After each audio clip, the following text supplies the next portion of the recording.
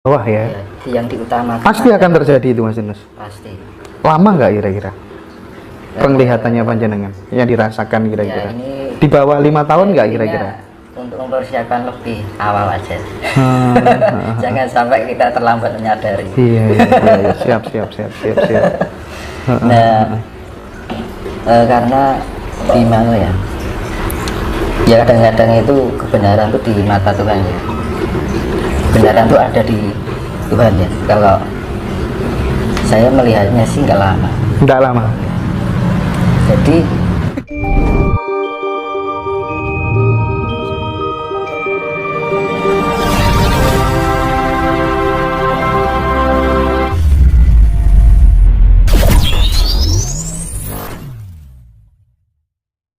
Dari perjalanan yang sangat panjang itu, kalau di Jawa itu kan tokoh panutan sentralnya kan beliau panjenenganipun Kanjeng Sunan Kalijaga.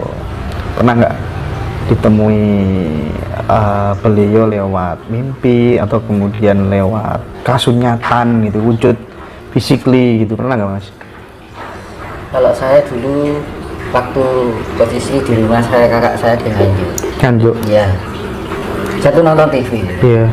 Nonton TV waktu itu saya masih SMA ya, SMA atau SMP. Tiba-tiba itu tangan saya dipegang orang pakai baju lerek-lerek Jawa itu yang Pelangkonan. itu pakai ikat tapi batik. Jadi nggak belangkon kayak belangkon jadi sekarang itu enggak. Jadi modelnya kan dulu kan masih pakai diikat gitu kan. Terus pakai celana yang setengah 3/4 yang hitam itu. Terus saya dipegang, tapi mata saya melek. Tapi ketika dipegang saya nggak bisa gerak. Tapi sadar lipat itu melek gitu kan. Biar cuma gitu aja. Oke, yang pergi. Cuma gitu aja, cuma nyapa aja. Itu kasar, berarti panah mata itu benar-benar ya. Tapi yang paling dominan dari lelakunya Mas Tinus itu lebih dominan mengurangi makan atau mengurangi tidur? Kalau saya itu normal-normal aja. Normal aja. Ya, saya tuh nggak pernah nyiri apa, yang penting menikmati apa adanya itu. Gitu ya. Jadi cuman hobi saya itu melek malam karena sudah menjadi keterbiasaan dari sejak kecil. Jadi kalau semalam itu misalkan kecapean gitu, pernah gak sengaja ketiduran pagi, rasanya kayak gitu kalau sing kurang. Gitu ya Mas. Karena apa, jenengan nggak usah berguru kemana-mana melek bengi cuman bergurunya sama rokok sama roti. Itu gurunya. Gimana maksudnya itu?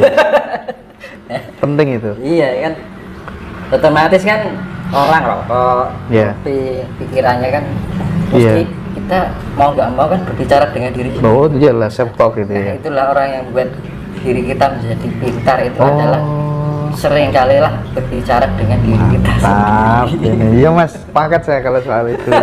Iya benar.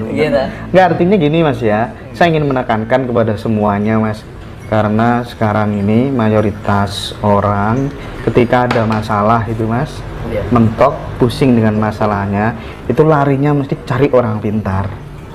Sana didatangi. Karena kalau orang keyakinannya dia nggak dapat. Nah itu berarti sebenarnya bisa diselesaikan lewat dirinya sendiri. Ya, jadi emang apa ya, zaman sekarang itu emang krisis pendidikan nilai.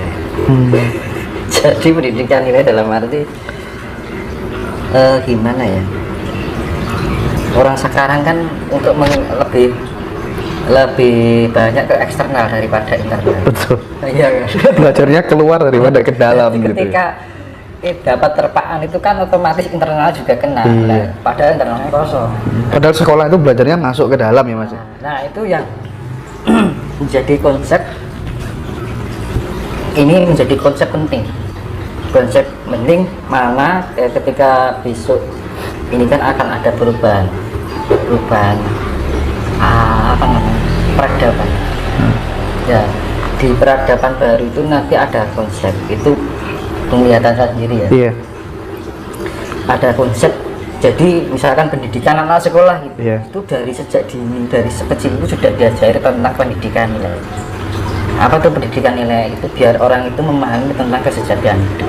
Jadi murid itu ngerti, jadi diulit itu kan gitu. Bukan hanya kalau kita pengen itu kan hanya tambahan hidup. Tapi tujuan hidup yang sebenarnya bukan itu. Berarti ada rekonstruksi kurikulum pendidikan mulai dari Total. dasar ya, Iya. dari bawah ya. Iya, yang diutamakan. Pasti akan terjadi itu Mas Yunus. Pasti. Lama nggak kira-kira? Penglihatannya panjenengan yang dirasakan kira-kira? Ya, ini Di bawah 5 tahun nggak kira-kira? untuk mempersiapkan lebih awal aja. Hmm, Jangan sampai kita terlambat menyadari. iya, siap. Nah, karena gimana ya? Ya kadang-kadang itu kebenaran itu di mata Tuhan ya. Kebenaran itu ada di Tuhan ya. Kalau saya melihatnya sih nggak lama. Nggak lama. Itu kayak sudah ada garis gitu. Kalau penglihatan saya loh, Iya. garis pembaikan ini, jadi pengembalian budi pekerti, Iya. jadi dikembalikan, jadi dimurnikan kembali sampai benar-benar menyatu, akhirnya terciptalah kehidupan kemahrifah loh sinawi. Oh, gini Mas. Itu bisa terjadi di tahun 2004 ke atas. Oh iya. Yang menarik ini, misalkan keliling nih Mas ke Iya. beberapa sesepuh gitu. Ada yang membacakan juga dari serat Joyoboyo dulu bagaimana begitu. Yang intinya dari beberapa sesepuh itu meyakini 2025 itu ada sisi positif yang sangat luar biasa dengan kondisi Nusantara ini. Nah, apakah penglihatannya atau yang dirasakan Mas Tinus juga mengalami hal yang sama? Itu saya malah tahunya dari kecil. Kalau Dari sekarang kan kecil? baru heboh-hebohnya. Kalau saya dari dulu udah tahu. Gimana Tapi itu, nggak Mas? pernah saya ceritakan. Ya 2025 itu Mas. Itu kok wong heboh ini lagi wis nyedaki ya kan. Ya toh, kalau orang sudah nyedaki kan Iya. puas berarti Bener. diarani suara trompet sangkakala itu ya itu. Oh, Suara orang ini itu ya Mas ya. itu kan apa yang ada yang di Al-Quran itu apa yang berbunyinya trompet sangkakala atau apa itu. Iya. Ya itu kan ya omongannya uang ini sudah heboh gitu. Oh. Sudah banyak yang bicarakan itu. Kalau aku sudah tahu dari sejak bertemu yang gereja itu ya makanya yang diceritakan yang gereja pertama ketemu itu ya soal ini. Oh. Bakal ini. Nah, kalau bapak saya bilangnya 2060 titik puncak kejayaan Nusantara. Nah. Kalau sampean gimana itu? 2004. Jadi setelah 2005 ke sini itu ngomong-ngomong wong dandan-dandan. Iya. Gitu. Apa nek wong dandan-dandan normal langsung dadi omah kan enggak mungkin. Boten, iya, nggak mungkin. Nah, aku nek dadi omah kan lagi kena niki kena. Iya. Aku nek dadi omah kayak kursi, kayak meja kan gitu. Apa omah dadi ora mungkin. Jadi kayak saya lihat itu 2004 itu kayak ada garis gitu. Tapi ya Mas, kalau rame-rame orang pada bicara tentang Pulau Jawa yang terbelah menjadi dua, itu kalau keyakinannya Mas Tinus, karena memang efek bencana dan nanti akan terjadi sebagai pertanda akan jaya-jayanya Nusantara gitu. Iya, tidak ganti itu pambuka. Setiap ada pergantian zaman kan harus diakhiri bencana dahsyat. Itu pasti, nggak mungkin dia. Itu untuk diarani cokro panggilnya ini seperti itu. Jadi kan banyak yang bicarakan, banyak pemahaman yang mungkin persepsinya beda-beda ya. Ini mungkin perselisihan antar keyakinan, keyakinannya menjadi terbelah. Kalau terbelah ya nggak separuh-separuh. hampir berapa persen yang terbelah kan gitu kan. Nah dipikir ya 80-90 kan gitu. Orang setengah kan gitu. Jadi nugel kaping 7 bilang kan itu memang benar-benar Pulau Jawa kan terbelah. Pulau Jawa kan dan iya dua, itu bisa terbelah menjadi dua, bisa menjadi tiga. Bisa jadi dua, bisa jadi tiga. Iya, kalau saya lihat tiga. Makan korban nggak? Pasti. Itu ada itu nggak hanya potong terbelah enggak loh, masih ada tanah yang bergeser. Belum nanti pertemuan laut selatan dan laut utara itu bertemu, itu masih larinya ke samping. Itu yang banyak orang sekarang mengatakan, khususnya para sesepuh ini ya, air itu akan di mana-mana gitu kan ya. Surabaya tadi Rowo, Kediri tadi Kali, dia kan Jakarta akan tenggelam. Itu Mas Yunus melihat apa enggak kira-kira? Ya itu kan random nanti, orang nggak bisa prediksikan ini nggak bisa, random. Iya, karena pergerakan alam, peneliti aja baru mendeteksi gempa aja nggak bisa, boleh itu perubahan alam gitu loh. Alat teknologi aja nggak bisa. Tapi panjenengan sangat yakin musibah yang datang adalah alam. Iya alam. Iya alam ya. Kemungkinan nanti akan terbelah menjadi tiga. Kemungkinan kalau apa yang saya lihat ya. Loh, itu pernah disampaikan oleh seseorang sesepuh di Lamongan Mas Yunus. Cuman dia memang nggak mau dipublikasikan, sama persis pendidikan ini panjenengan terbelah. Ini kan gini, bukan itu meden-meden ini. Iya. Ada kuncinya.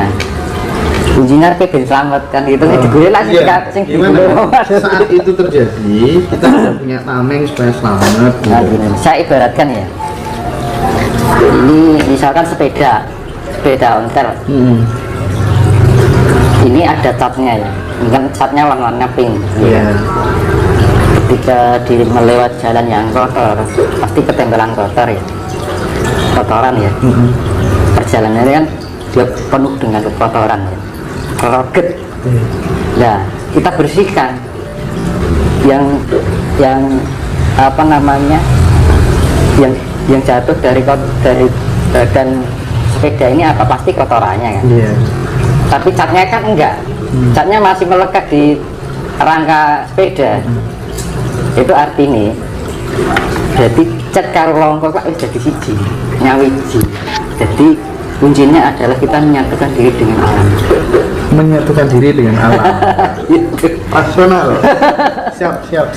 Nah, kan, alam itu ya namanya pembersihan ya. Ngersih barang reget. Ya sing ngerasa jadi sawiji karo alam ya katut gitu ya. Makanya kan yang membersihkan apa? Air laut kan sifatnya penetralisir. Nah, dinetralisir kan. Jadi bumi ini digoyang. Jadi intinya adalah orang-orang yang tidak berkontribusi atau tidak bisa bermanfaat buat alam, ya itu akan lunas ya Mas ya. Kuncinya nyawiji dengan alam. Iya. Jadi cara menyawiji yaitu tadi kita bisa menguasai cipta rasa jiwa kita, diolah dengan meditasi, dengan yoga mikro ya. Jadi kita lebih melatih, meningkatkan intuisi kita, meningkatkan tingkat kesadaran kita. Apa toh gunanya meningkatkan tingkat kesadaran kita? Jadi diarani eling. Arep ngomong wae eling sih, sadar. Kayak enak sing eling iki. Arep diro selek, enak sing eling iki, itu sadar diri. Rumangsane nek wong Jawa. Nah, dengan melatih itu terus kita mendekatkan diri dengan alam semesta, kita mencintai alam semesta bahkan seisinya. Terus nek iso nglakoni selamat ya. Gak perlu rapalan apa ya. Sekarang gini itulah namanya hakikat. Iya kan. Apa nek wis pinter ngerapal selamat urung karuan, nek hakikate ora iso nglakoni. Itu namanya hakikat budi pekerti. Jadi budi itu perbuatan, pekerti itu kan perbuatan, budi itu ya perbuatan baik. Kasih itu tadi kuncinya adalah kasih. Makanya kan di dalam ajaran Buddha, kenapa tidak makan hewan? Nah itu ada satu hal, sebenarnya makanan hewan yang sebenarnya ini menurut saya sendiri ya. Makanan hewan itu sebenarnya sesuatu jika dimakan tanpa diternak tidak habis, jika dipotong tidak akan mati. Apa? Jika semua manusia di bumi ini memakan hewan itu tanpa diternak tidak akan habis dan jika dipotong tidak akan mati.